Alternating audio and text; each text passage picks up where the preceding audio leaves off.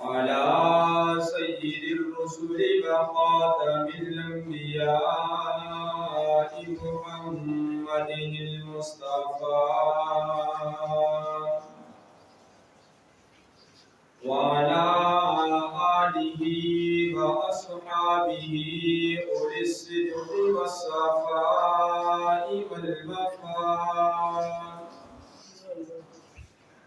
أما بعد فأعوذ بالله من الشيطان الرجيم. بسم الله الرحمن الرحيم. قال الله تبارك وتعالى في القرآن المجيد والفرقان الحميد: يا أيها الذين آمنوا لا ترفعوا أصواتكم فوق صوت النبي. آمنت بالله صدق الله العظيم وبلغنا رسوله النبي الكريم الأمين ونحن على ذلك لمن الشاهدين والشاكرين والحمد لله رب العالمين. قال الله تبارك وتعالى في شان حبيبه مخبرا وآمرا: إن الله وملائكته يصلون على النبي يا أيها الذين آمنوا صلوا عليه وسلموا تسليما. اللهم صل على سيدنا ومولانا محمد وعلى آل سيدنا ومولانا محمد وبارك وسلم وصلوا عليه. الصلاة والسلام عليك يا سيدي يا رسول الله وعلى آلك وأصحابك يا سيدي يا حبيب الله. الصلاة والسلام عليك يا سيدي يا رسول الله وعلى آلك وأصحابك يا سيد المرسلين. الصلاة والسلام عليك يا سيدي يا رسول الله وعلى آلك وأصحابك يا خاتم النبيين. مولاي صل وسلم دائما أبدا على حبيبك خير الخلق كلهم.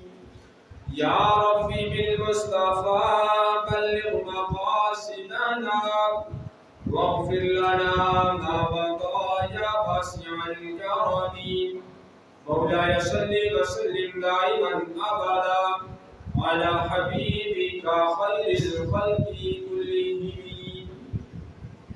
بندہ پروردگارم امت احمد نبی دوست دار جاد یارم تابع اولاد علی مذہب حنفیہ دارم ملت حضرت خلیل خاک پائے غوث اعظم سے رسایا ہر ولی صدیق عکس حسن کمال محمد است فاروق ذل جاہ و جلال محمد است عثمان ضیاء شمع جمال محمد است حیدر بہار باغ خصال محمد است صلی اللہ تعالی علیہ وآلہ وسلم. اللہ رب العزت کی حمد و ثنا کے بعد آقا کریم علیہ السلام والسلام کی مقدس بارگاہ کے اندر توفات و سلام عرض کرنے کے بعد میرے محترم سامعین السلام علیکم.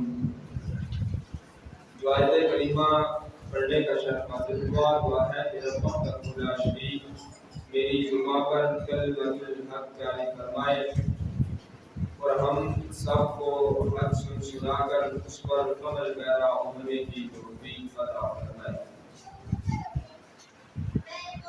آج کے اس مختصر وقت میں جس عنوان پر گفتگو کرنی ہے وہ ہے ادب، جو کہ ہمارے لیے ہماری زندگیوں کے لیے بہت اہم ترین موضوع ہے، جس پر غور و فکر کرنے کی بہت زیادہ ضرورت ہے۔ اس عنوان پر گفتگو کرنی ہے رب ذوالجلال صحیح کلمات بیان کرنے کی توفیق عطا فرمائے۔ اللہ رب العزت نے اپنی لائق اور بے کتاب قرآن مجید فرقان حمید کے ارشاد فرمایا کہ یا ایھا الذین آمنوا لا ترفعوا اصواتکم فوق صوت النبی۔ فرمایا اے ایمان والو، تم اپنی آوازوں کو بلند نہ کرو نبی کریم علیہ السلام کی آواز پر۔ اس آیت مبارکہ کا شان نزول کچھ یوں ہے کہ کفار مکہ جو ہیں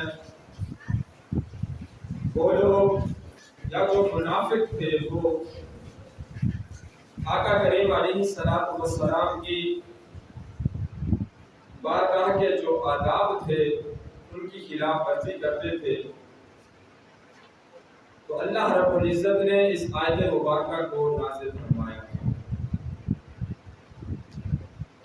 اور اس کے شان نزول کے اندر حضور کے ایک صحابی کا واقعہ لکھا ہے، حضرت ثابت بن قیس رضی اللہ تعالیٰ عنہ۔ یہ حضور کے صحابی تھے، یہ تھوڑا کم سنتے تھے، اونچی آواز کو یہ سنتے تھے۔ پھر آپ کو معلوم ہے کہ جو بندہ اونچی آواز سنتا ہے پھر وہ جب بولتا ہے تو خود بھی وہ اونچا بولتا ہے، یہ اس کی ایک عادت اور مجبوری ہے۔ وہ خود بھی اونچا سنتا ہے، جب بولتا ہے تب وہ اونچا بولتا ہے، یعنی جس کو ہم پہرا کہتے ہیں۔ آپ دیکھ لیں، جو سنتا اونچا ہے وہ بولتا بھی اونچا ہے۔ جب یہ آیت کریمہ نازل ہوئی تو حضور کے صحابی حضرت ثابت بن قیس رضی اللہ تعالیٰ عنہ آپ اپنے گھر میں جا کر ایک کونے میں لگ کر بیٹھ گئے، زاروں قطار رونے لگے۔ انہوں نے سمجھا کہ یہ آیت کریمہ شاید میری وجہ سے نازل ہوئی ہے، میری ہے تو مجبوری اونچا بولنے کی، میں بارگاہ مصطفیٰ صلی اللہ علیہ وسلم میں اونچا بولتا ہوں، شاید اسی وجہ سے یہ آیت کریمہ نازل ہوئی ہے۔ آپ اپنے گھر میں جا کر کونے میں لگ کے بیٹھ گئے، رونے لگ گئے۔ ایک دن گزر گیا، 2 دن گزرے، 3 دن گزر گئے۔ آقا کریم علیہ السلام نے دیکھا کہ میرا صحابی حضرت ثابت بن قیس رضی اللہ تعالیٰ 3 دن سے غیر حاضر ہے، وہ نماز پڑھنے نہیں آ رہا، مجھے ملنے کے لیے نہیں آیا۔ دوسرے صحابہ کرام سے پوچھا، آقا کریم علیہ السلام نے، میرا وہ صحابی حضرت ثابت بن قیس رضی اللہ تعالیٰ وہ مسجد میں نہیں آ رہا، اس کی وجہ کیا ہے؟ صحابہ کرام نے عرض کیا رسول اللہ صلی اللہ علیہ وسلم کہ وہ تو جب سے یہ آیت کریمہ نازل ہوئی ہے تب سے وہ زار قطار رو رہا ہے، اس نے اپنے آپ کو گھر کے اندر بند کر لیا ہے، باہر نہیں نکلتا، اسی وجہ سے کہ کہیں میں اونچا بولوں اور آقا کریم علیہ السلام کی بارگاہ کے اندر گستاخی ہو جائے، اس وجہ سے اس نے اپنے آپ کو گھر میں بند کر لیا۔ حضرات محترم، آقا کریم علیہ السلام نے صحابہ کرام سے فرمایا کہ میرے اس صحابی کو بلاؤ۔ حضرت ثابت بن قیس رضی اللہ تعالیٰ عنہ آقا کریم علیہ السلام کی خدمت میں حاضر ہوئے، پھر بھی وہی عالم ہے، وہی حشد ہے، زار و قطار رو رہے ہیں۔ آقا کریم علیہ السلام نے فرمایا کہ میرے پیارے صحابی تو روتا کیوں ہے، اس کی وجہ کیا ہے، کیوں رو رہا ہے؟ صحابی عرض کرتا ہے کہ یہ آیت کریمہ نازل ہوئی ہے، میں سوچ رہا ہوں کہ یہ میری وجہ سے نازل ہوئی ہے۔ تو آقا کریم علیہ السلام نے اس صحابی سے فرمایا کہ کھڑا ہو جا۔ کھڑا ہوا، فرمایا کہ آ میرے سینے سے لگ جا، میرے گلے سے لگ جا۔ آقا کریم علیہ السلام نے اس صحابی کو گلے سے لگا لیا اور فرمایا کہ تو میرا اتنا ادب کرتا ہے، میرے ساتھ اتنی محبت کرتا ہے، آج سن پھر تجھے اس کا اجر کیا ملے گا۔ آقا کریم علیہ السلام نے فرمایا کہ تجھے اس کے بدلے میں 3 انعام ملیں گے۔ فرمایا کہ دنیا کے اندر رہ کر تجھے بہت زیادہ عزت ملے گی، اور پھر فرمایا کہ جب تو قبر میں جائے گا تیرا حساب کتاب نہیں ہوگا، پھر فرمایا کہ کل قیامت کے دن جو ہے تو بغیر حساب و کتاب سے جنت میں داخل ہوگا۔ حضرات محترم، حضور کے صحابی نے آقا کریم علیہ السلام کی بارگاہ کا ادب کیا، اس کی وجہ سے یہ مقام، یہ مرتبہ، یہ انعام ملے۔ حضرات محترم، یہ ادب ہے، یہ بہت بڑی نعمت ہے، اس کو فالو کرنا ہمارے لیے بہت ضروری ہے۔ اسی ادب کی وجہ سے آج ہمارے معاشرے کے اندر بہت سی خلافات پیدا ہوتی ہیں۔ دیکھیں، اپنے سے بڑا شخص ہے، اس کا ادب کرنا ہمارے لیے بڑا ضروری ہے۔ مسلم و بخاری شریف کی حدیث مبارکہ ہے کہ آقا کریم علیہ السلام نے ارشاد فرمایا کہ تم 3 بندوں کا ادب کرتے ہو تو تم سمجھو کہ گویا کہ تم نے اللہ رب العزت کا ادب کیا۔ عرض کیجیے یا رسول اللہ صلی اللہ علیہ وسلم، وہ کون سے ہیں؟ فرمایا کہ پہلا شخص وہ ہے کہ جس کی داڑھی سفید ہو۔ سفید داڑھی والا شخص جو ہے اس کا اگر تم ادب کرتے ہو، احترام کرتے ہو، اخلاص کے ساتھ، محبت کے ساتھ پیش آتے ہو، آقا کریم علیہ السلام نے فرمایا کہ تم ایسے سمجھو کہ تم اللہ رب العزت کا ادب کر رہے ہو۔ حضرات محترم، یہ بھی ضروری ہے کہ سفید داڑھی والا شخص جو ہے وہ بھی ادب کے لائق ہو۔ وہ ایسا نہ ہو کہ وہ فاسق ہو، سرے عام گناہ کرتا ہو، ایسا شخص نہ ہو۔ سفید داڑھی والا جو شخص ہے اس کا ادب، آقا کریم علیہ السلام نے فرمایا کہ گویا کہ تم اللہ رب العزت کا ادب کر رہے ہو۔ پھر آگے جو ہے فرمایا کہ جو عالم ہے، حافظ ہے، اس کا ادب کرنا تمہارے لیے ایسے ہے کہ جیسے تم اللہ رب العزت کا ادب کر رہے ہو۔ حضرات محترم، عالم اور حافظ جو ہے وہ بھی باعمل ہو، عمل کرنے والا ہو، فاسق و فاجر نہ ہو، اس کا ادب کرنا ہمارے لیے بہت ضروری ہے، ہماری زندگیوں کا حصہ ہے۔ حضرات محترم، اسی طرح ہم ایک دوسرے کے ساتھ ملتے جلتے ہیں، عام زندگی میں، معاشرے کے اندر کہیں بھی ملتے ہیں تو ایک دوسرے کے ساتھ ادب کے ساتھ پیش آنا چاہیے، گالم گلوچ کے ساتھ نہیں، بڑے پیار کے ساتھ، محبت والی باتوں کے ساتھ ایک دوسرے سے پیش آنا چاہیے۔ جب اس طرح ہم ایک دوسرے کے ساتھ پیش آئیں گے تو پھر ہماری زندگیوں کے اندر سکون پیدا ہوگا۔ اور یہی معاملہ ہمارے گھر کے اندر ہے، شوہر اور بیوی کے درمیان ہے۔ بیوی جو ہے وہ اگر شوہر کا ادب کرتی ہے، احترام کرتی ہے، محبت کے ساتھ پیش آتی ہے تو گھر کے اندر سکون ہے، اطمینان ہے، بڑی سکون کے ساتھ ان کی زندگی بسر ہوتی ہے۔ اور دوسری طرف اگر بیوی جو ہے شوہر کا ادب نہیں کرتی، احترام کے ساتھ پیش نہیں آتی، گالم گلوچ بری زبان کے ساتھ پیش آتی ہے، پھر گھر کے اندر لڑائی جھگڑا فساد جو ہے وہ گھر کا معمول بن جاتا ہے۔ اور اسی طرح ہمارے معاشرے کے اندر ادب کی جو کمی ہے ایک یہ بھی ہے